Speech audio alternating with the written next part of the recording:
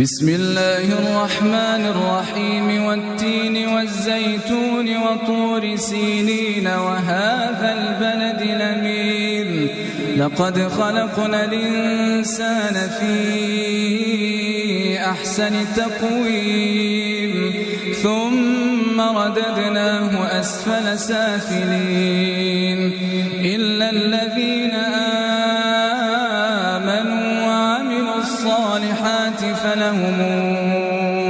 أجر غير ممنون فما يكذبك بعد بالدين أليس الله بأحكم الحاكمين